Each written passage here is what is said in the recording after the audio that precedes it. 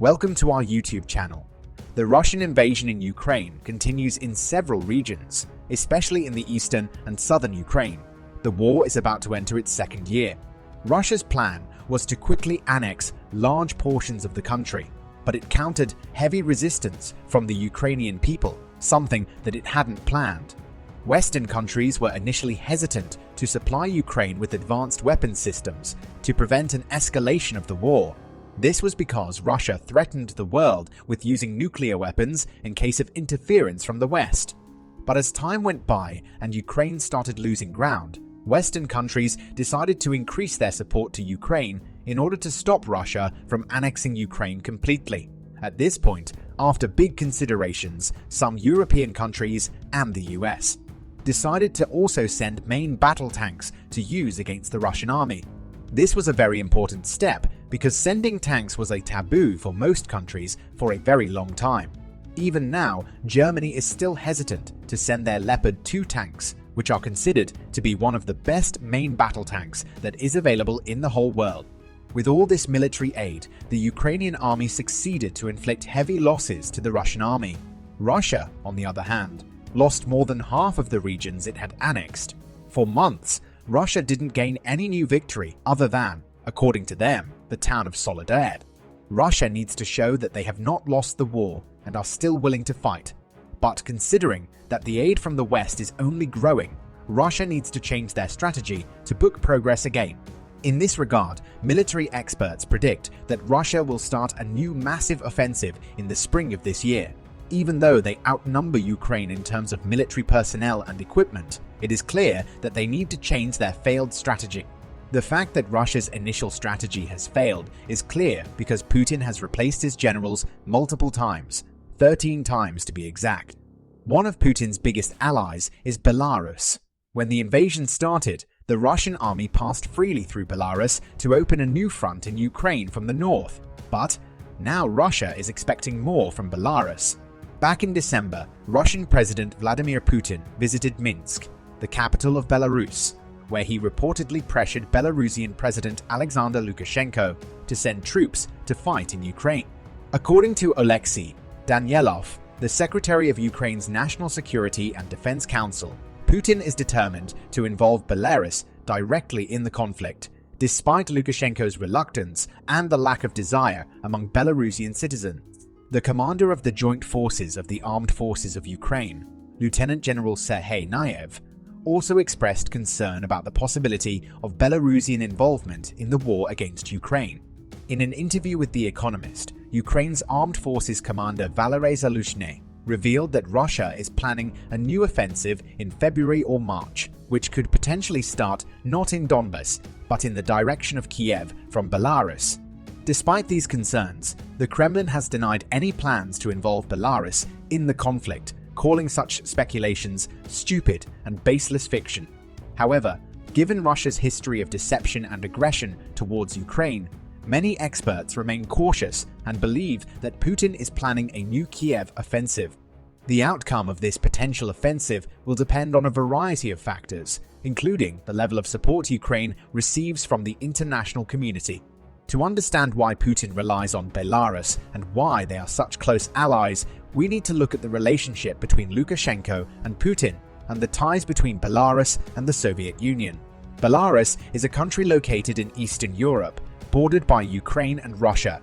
It was once part of the Soviet Union, but in 1991 it declared independence. In the decades since, Belarus's leader Alexander Lukashenko has attempted to remain as independent and neutral as possible, while maintaining a close relationship with Russia's President Vladimir Putin. However, since the highly controversial and disputed presidential election in 2020, where Lukashenko cracked down on huge national protests against him after claiming the presidency, he has had to rely much more on Putin as the West has imposed tough sanctions against his regime. Relations between Ukraine and Belarus have also become strained, with Belarus accusing Ukraine of becoming increasingly aligned with the West. Belarus is geographically a key location for Russia and to the rest of Europe. The Suwalki Gap, a 65-kilometer stretch of land that makes up the border between Poland and Lithuania, is also bordered by Belarus and by the Russian enclave of Kaliningrad. NATO views this as its weakest point, as if Russia were to take control, it could cut off the rest of Eastern Europe. It was Belarus that Russian troops used as a launchpad for their initial invasion of Ukraine, after conducting what they called military drills there. Belarus has also openly offered to host troops and Russia's nuclear weapons after a referendum to revoke the country's non-nuclear status. This is worrying because it could allow Russia to target parts of Europe with short-range weapons, and is a sign that Belarus is becoming more of a player in this conflict. Russia's invasion of Ukraine has led to the country becoming increasingly isolated from the rest of the world. One of its few remaining allies is the authoritarian leadership of Belarus. However, Belarus is paying a price for its role in Putin's war. Vladimir Putin has been tightening his hold over Belarus and its autocratic leader Alexander Lukashenko. With the two countries targeted by sanctions over the Ukraine war, Russian dominance is only set to grow. Last fall, Putin and Lukashenko agreed on a 28-point economic cooperation plan. It includes a common monetary policy and energy market. But in this partnership, Russia is firmly in the driver's seat. Around 45% of all goods exported by Belarus in 2020 went to Russia. It's a similar story for imports. Half came from Russia, primarily raw materials. Belarus is dependent on Russian oil and gas, and the two nations hope to establish a common energy market by 2025. Belarus is already a member of Moscow's Eurasian Economic Union, a trading bloc aimed at increasing Russian influence over former Soviet countries. The ultimate aim for Belarus is to be absorbed into Russia, according to Lev Lvovsky, a senior researcher at the economic think tank Belarus. He is from Belarus, but has recently had to move from Ukraine to Batumi in Georgia because of the war. He states that after Alexander Lukashenko lost the elections in 2020, he had to make several steps. Each one of them was basically trading sovereignty of Belarus for Russian support. The reason being that the only or the last international friend of Lukashenko is President of Russia, Vladimir Putin, and therefore it looks like Lukashenko does not have any other options. This ever closer union between Russia and Belarus is not welcomed by Belarusians, as most of them want to live in a separate and sovereign country. Belarus is also being targeted with sanctions for its part in the invasion of Ukraine, and the impact of these sanctions is very bad for its economy. Rebels from Belarus are among some of the foreign fighters heading to Ukraine to defend the country against Russia. These recruits from Belarus are training before they go to fight with Ukraine, as Slavic brothers unite against a common enemy, Putin's Russia. They support Ukrainians in their fight for freedom and want their Belarusian nation to be as strong and powerful as Ukrainians right now.